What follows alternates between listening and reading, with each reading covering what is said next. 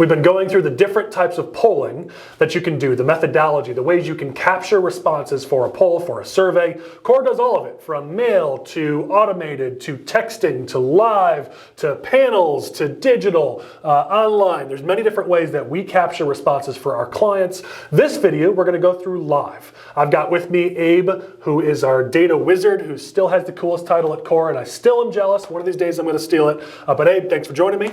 Great to be here.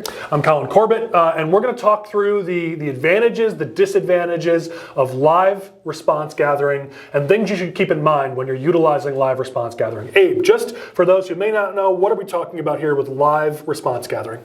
So it's just essentially having a call center call people on either their cell phones or landlines. Dominantly, it's cell phones. And the point is cell phones, right? Yep. Because you can't do automated to landlines or to cell phones. There's a few ways you can't get to cell phones. Live is one of those ways you can legally get to people on their cell phones. Exactly. So that's one of the main reasons why people do it. Yep. Yeah, and the advantage there is as people move from landlines to cell phones, you're going to want to get cell phones somehow in your response pool. If you're just all online or mail or automated, you're not going to get people within certain demographics. Most people don't have landlines, let's be honest, right? So It's something we recommend, but the big problem is it's pricey, right? Exactly. You have to pay someone to sit there and dial the number and conduct the poll. And that's oftentimes significantly more expensive than some of the other options. Exactly. It's if not the most expensive besides, I guess, mail. I mean, we're talking, what, 3, 4, 5, 6 times as expensive, right? Exactly. Yeah, so that's why people still try to look for other options because you want to get a survey done. When you go live, you're talking about upper 4 figures instead of lower 4 figures. That's a big change for a budget. And so there are ways we can keep those costs down. We'll talk about that. But let's get into the methodology itself. So when we talk about live calls, it does allow you to do some things you can't do any other way. When you've got a person on the phone talking to another person, you can now ask open-ended questions, which has a lot of value, right? Exactly. You can let them kind of give their opinion on something, and you're not limited to 3 or 4 responses. As you said, it's open-ended. And that's hugely valuable because what we see a lot is when you do something, a poll online, when you do a poll texting, when you do a poll automated, you're saying pick between these options. There's really no option to say, what do you think? And let them pick their own options. Well, at that point now, you're limiting what they can choose to what you thought they would already choose. But what if what they care about is something you didn't actually put in there, or their opinion on something was something you didn't know about already? You can't get that information unless you allow for an open-ended response. That's the power of a live survey. It's not just the accuracy. It is more accurate. That is certainly a benefit. But the biggest benefit in my mind is the ability to get those responses from people that may not be what you thought. Exactly. And have you seen that from our clients? Have you seen that make a big difference? Yeah, I mean, you walk into a district and you assume that, these are the top 4 issues, but you hear from a lot of people doing like a live poll, and suddenly this other issue comes to light. It can really change your chances in a race or help you develop better and more effective messaging for a campaign. Absolutely. It's a huge advantage for live calling.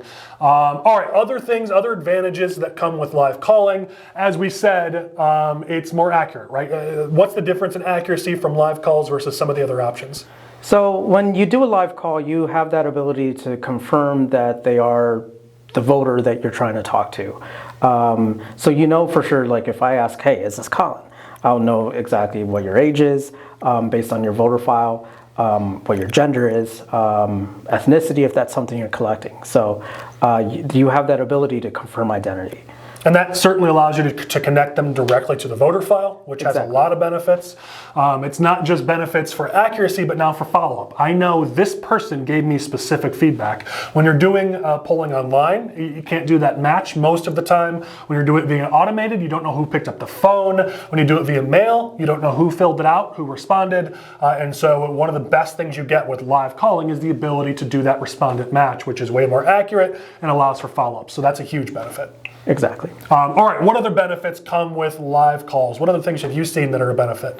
I mean, my biggest thing, a lot of our polling, we love to do live dials, but with automated, we get so many 65 plus as far as that age bracket.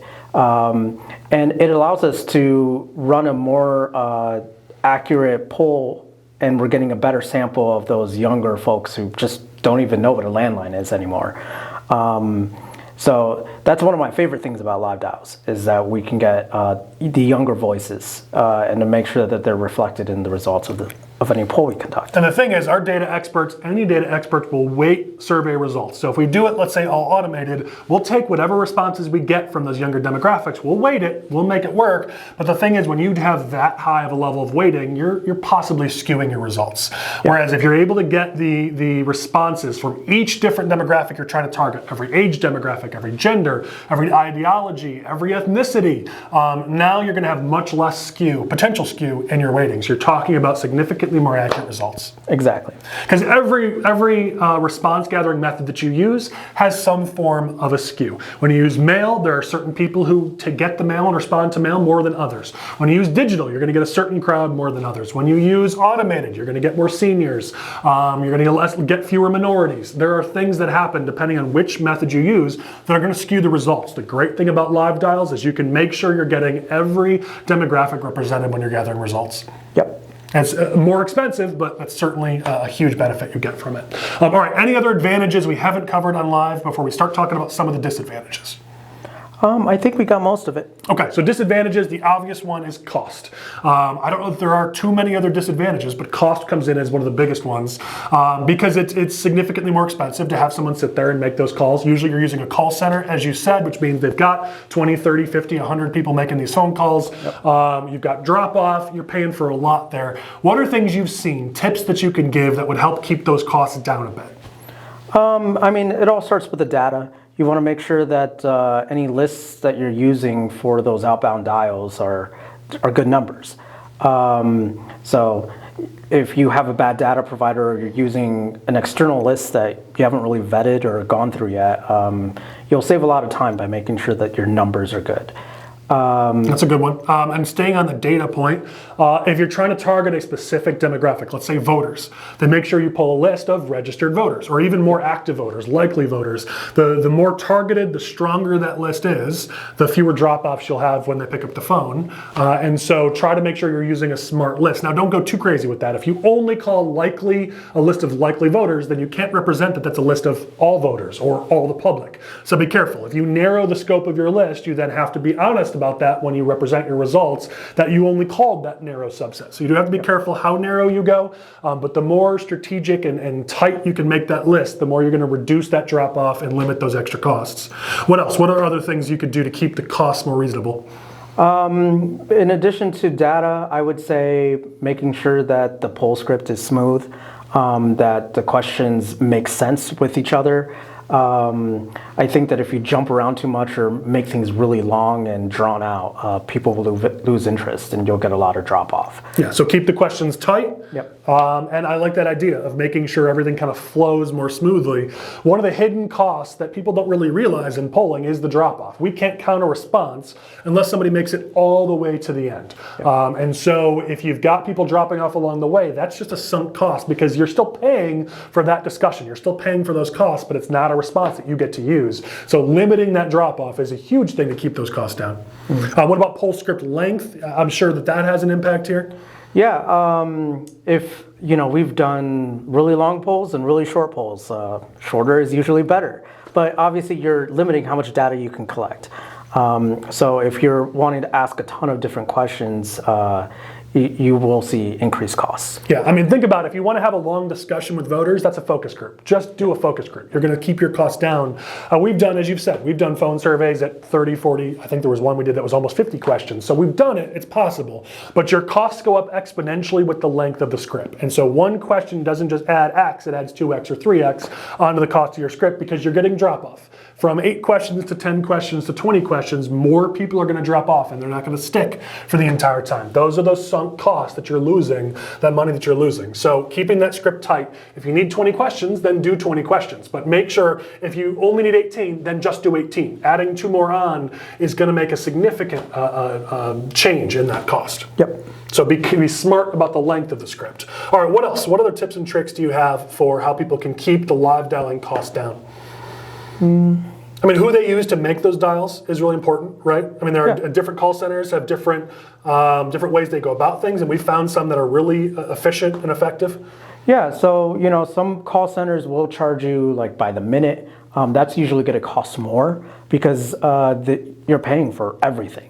Any outbound dials, any conversations they have, all the people who pick up the phone and then say, "Oh, I'm not interested."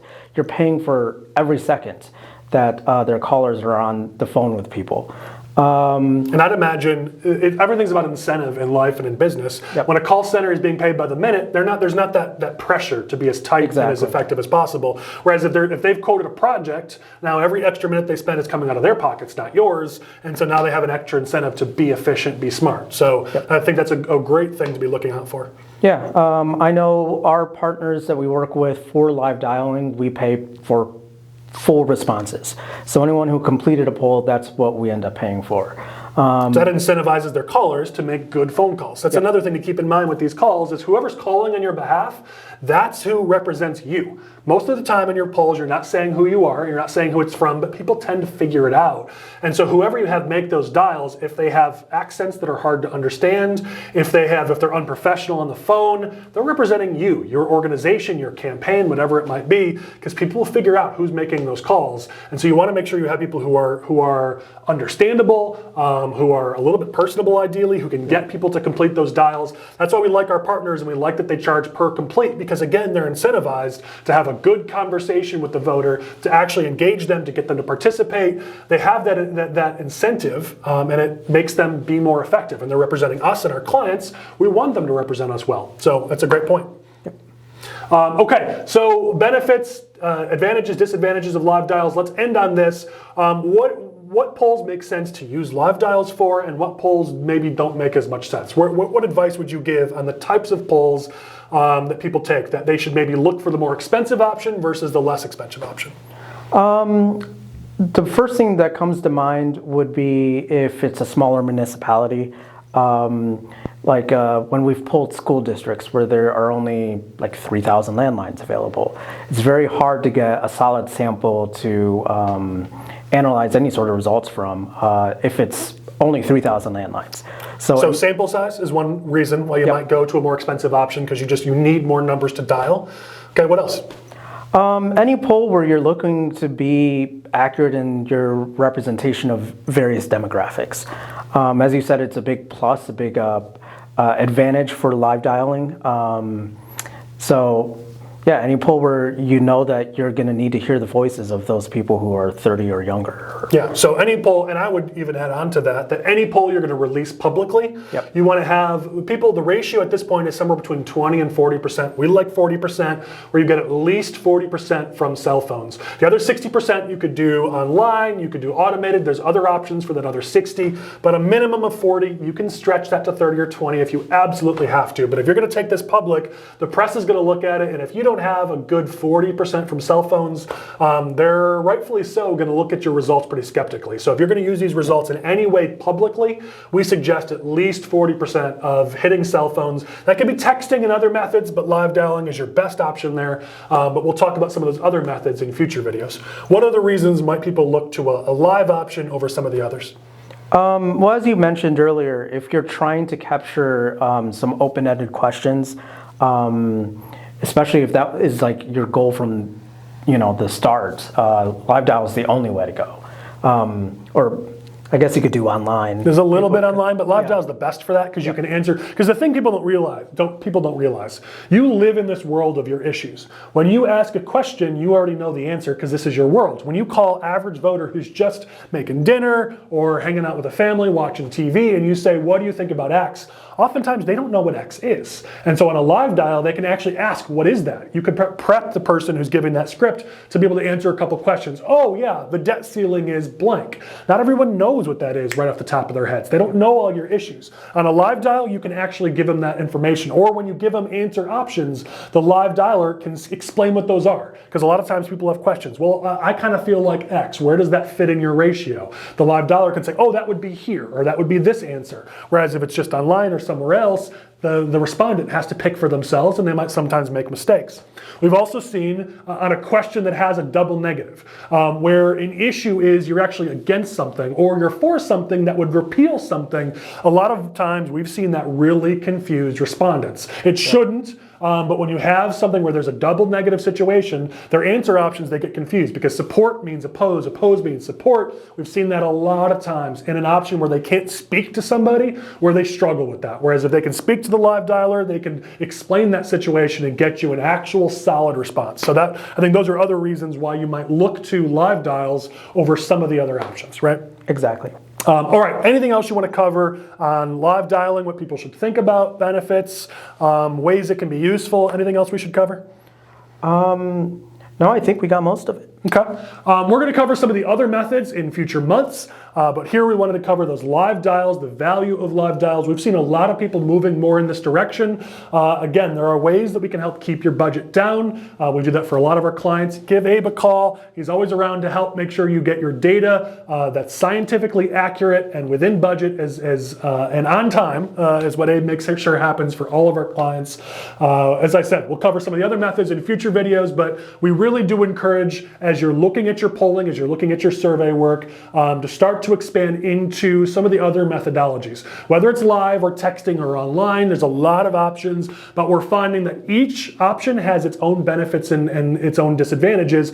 By combining multiple methods, you might have to spend a little bit more, but you're limiting those errors, you're limiting that skew. And so whatever that method is you're currently using for your polling, look at some of these other methods as well. Try to balance it out. Live dialing is an awesome option. He's been Abe, I've been Collin. Thanks for watching. We'll talk again soon.